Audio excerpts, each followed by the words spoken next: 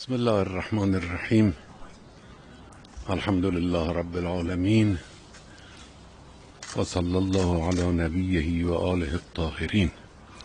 بنده خیلی هم امیدوار هستم به دل پاک و صاف جوانها به خصوص و عناصر مؤمن و متقی و پرهیزگار که اینها واقعا می توانند با دعای خودشون بلاهای بزرگ رو دفع کنند.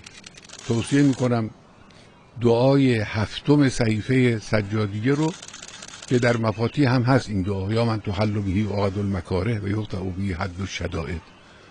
این دعای خیلی خوبی است، خوش مضمونی است. با توجه به معنا این دعا رو بخونند و از خدای متعال بخوان با این الفاظ زیبا. بسم الله الرحمن الرحیم.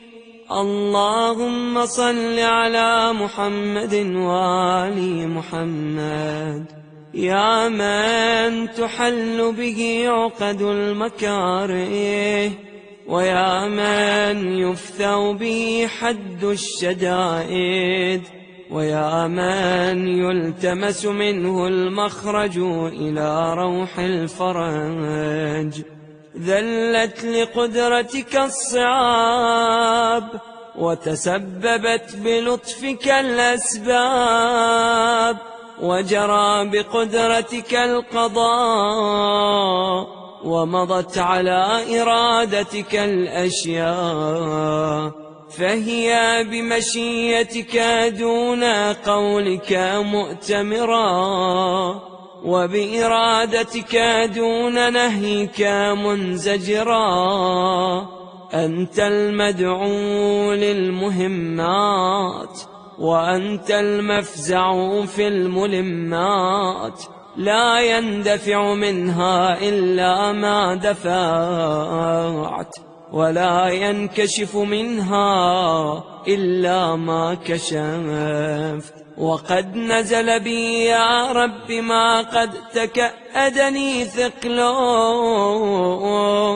وألم بي ما قد بهضني حمله، وبقدرتك أوردته علي وبسلطانك وجهته إلي، فلا مصدر لما أوردت ولا صارف لما وجهت ولا فاتح لما أغلق ولا مغلق لما فتحت ولا ميسر لما عسرت ولا ناصر لمن خذلت. فصل على محمد وآله وافتح لي يا رب باب الفرج بطولك،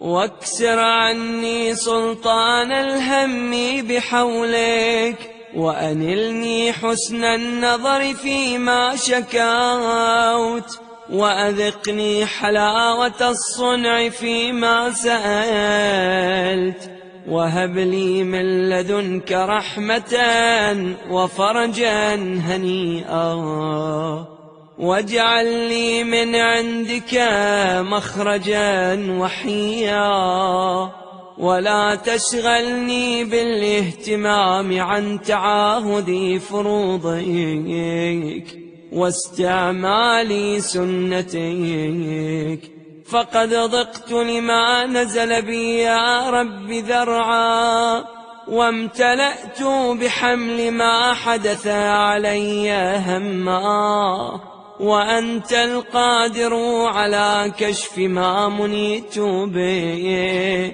ودفع ما وقعت فيه، فافعل بي ذلك وإن لم استوجبه منك يا ذا العرش العظيم وذا المن الكريم، فأنت قادر يا أرحم الراحمين.